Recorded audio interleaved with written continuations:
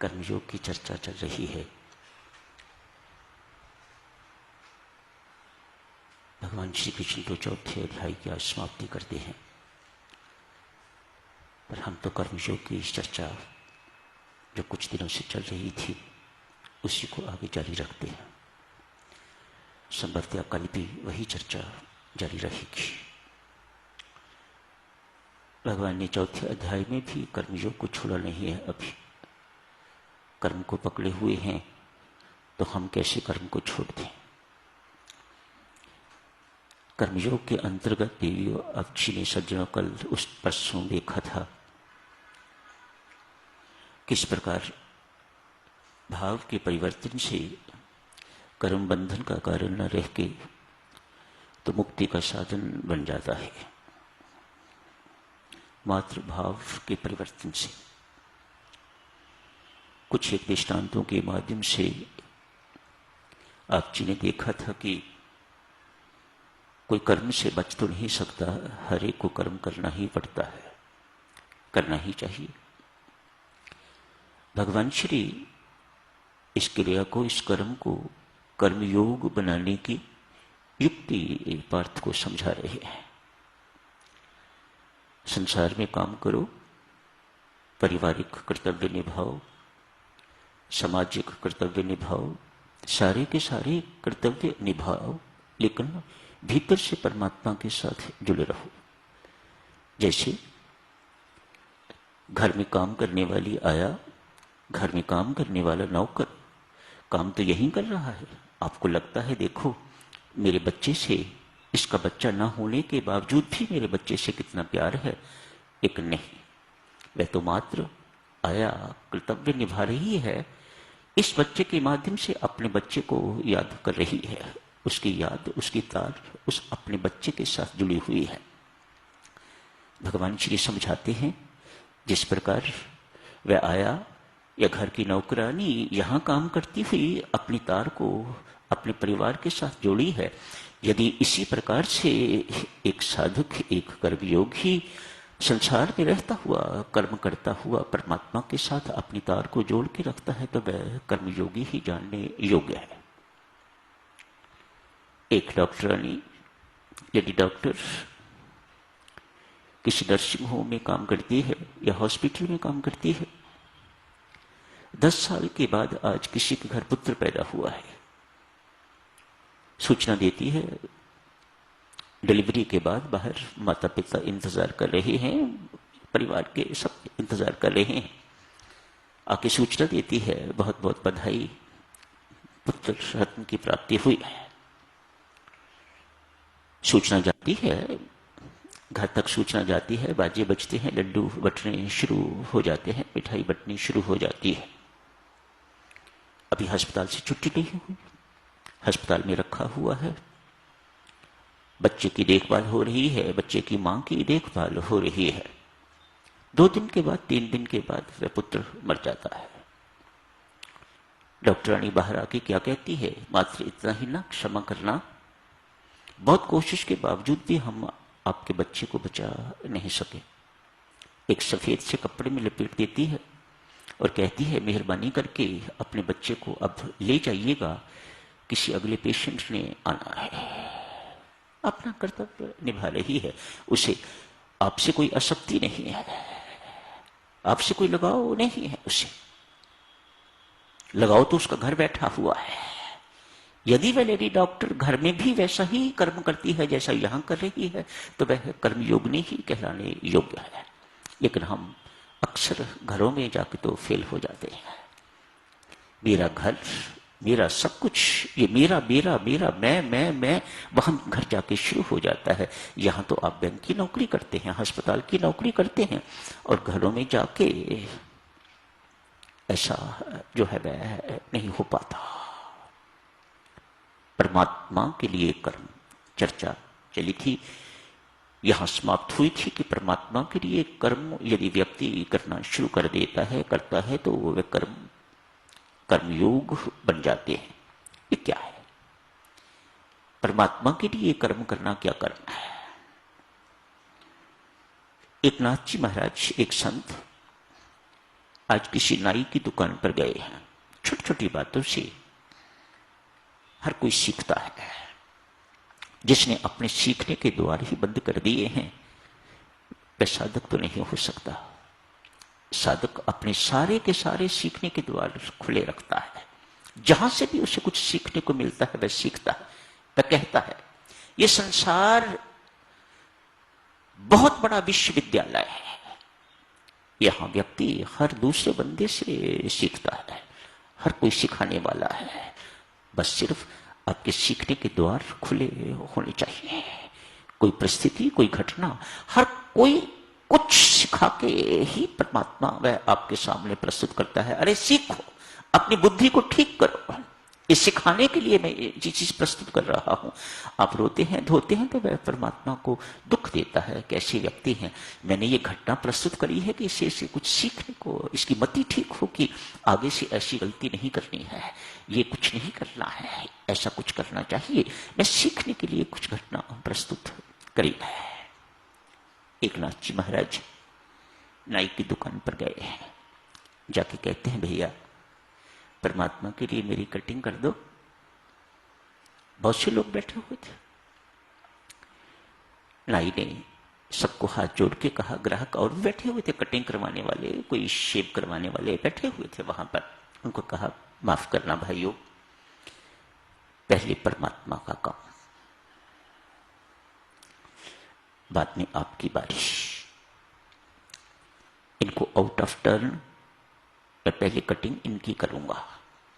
आपको इंतजार करना हो करो, कल आना हो कल आ जाना, थोड़ी देर के बाद आना हो बाद में आ जाना, पर मैं पहले इस स्वामी की, इस भक्त, इस संत की कटिंग करूंगा। लोगों ने कहा ठीक है। सब जानते थे एक नाथ जी महाराज को। महात्मा की कटिंग हुई। कटिंग के बाद एक छोटी सी थैली महात्मा ने निकाली और उसमें से कुछ पैसे नाई को देने के लिए निकाले तो नाई ने महात्मा का हाथ पकड़ लिया। ये क्या है महाराज, आपने तो कहा था परमात्मा के लिए मेरी कटिंग करना, मैंने ये परमात्मा के लिए कटिंग करी है, पैसे के लिए नहीं। एक नाथ जी कहते हैं कर्मयोग मैंने सीखा है तो इस नाई से सीखा है। सारी जिंदगी भर ये दृष्टांत अपने जीवन में जो घटित हुआ अपने प्रवचनों में सुनाते रहे। हम कर्म करते हैं, उसके पीछे आशय देखिएगा। हमें धन्यवाद चाहिए, गले में फूल माला चाहिए, धन चाहिए, यशमान चाहिए, पद प्रतिष्ठा चाहिए। हमें ये चाहिए कि हमारी जो आज्ञा है, हमारा जो कहना है, उसका अक्षरशः पालन होना चाहिए। कितनी सारी अपेक्षाएं रख के तो हम कर्म करते हैं। एक नाथ जी कहते हैं ये परमात्मा के लिए कर्म है। प्रसिद्ध वैज्ञानिक आइंस्टीन बहुत बड़े वैज्ञानिक हैं। आज किसी दूसरे राज्य में उन्हें किसी डिस्कोर्स के लिए बुलाया गया है।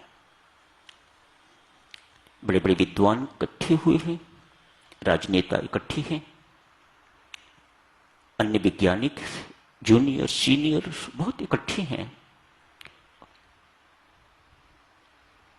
उनकी डिस्कोर्स को सुनने के लिए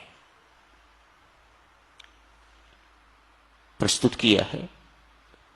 करने के बाद शाम को फ्री हो गए तो घूमने के लिए निकले। ये उन्हीं के शब्द हैं। मुझे जिंदगी में जहां भी अवसर मिला, जहां से भी, जिस व्यक्ति से, जिस घटना से, जिस स्थिति से कुछ मुझे सीखने को मिला, पीछे नहीं हटा। इसलिए मैं संसार को महाविश्वविद्यालय कहता हूं। जो संसार में रह के नहीं सीख सका, मानो उसने अपने सीखने के सारे गेट्स बंद कर रखे हुए हैं, वह कहीं से सीख नहीं पाएगा।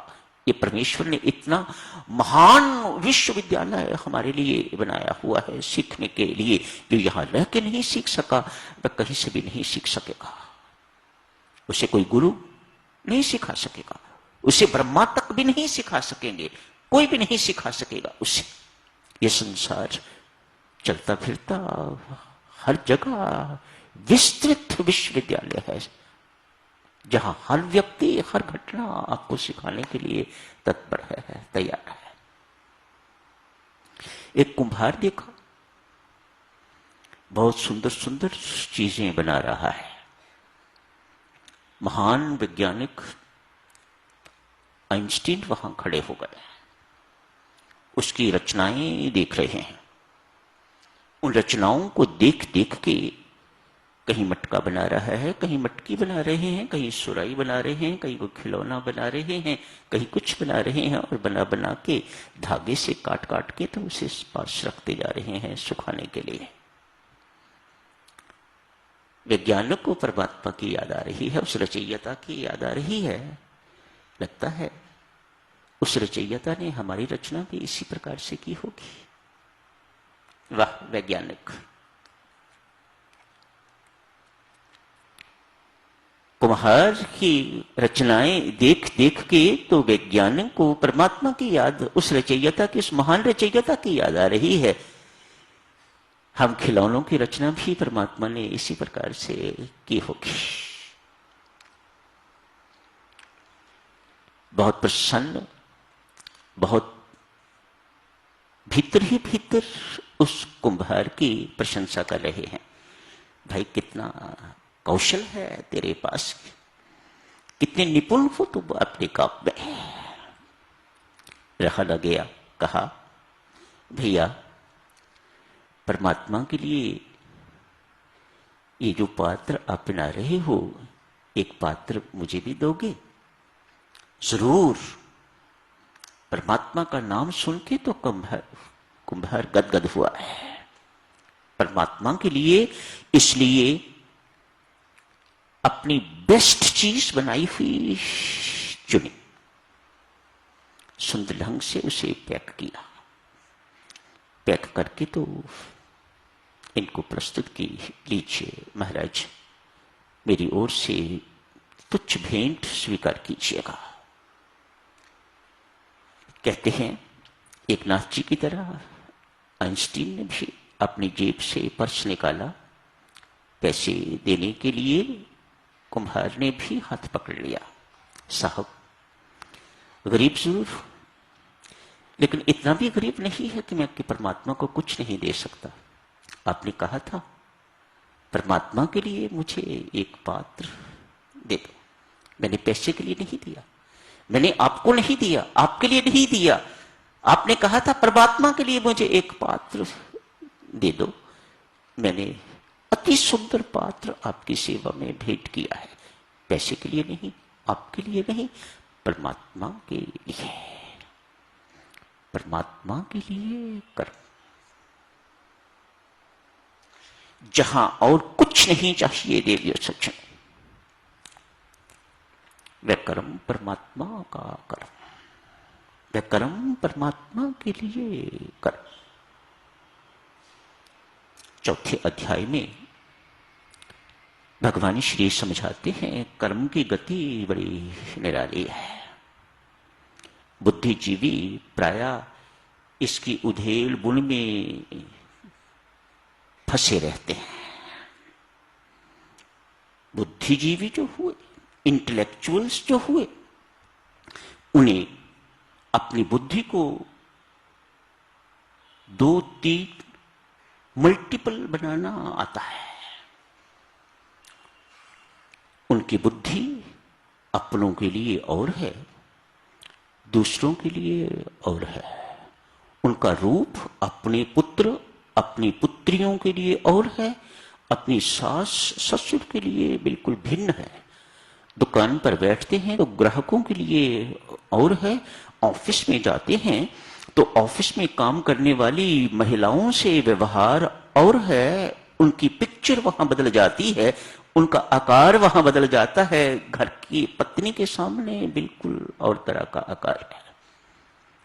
मल्टीपल पर्सनैलिटीज इंटेलेक्चुअल्स को बनानी आती है, इसीलिए अशांत।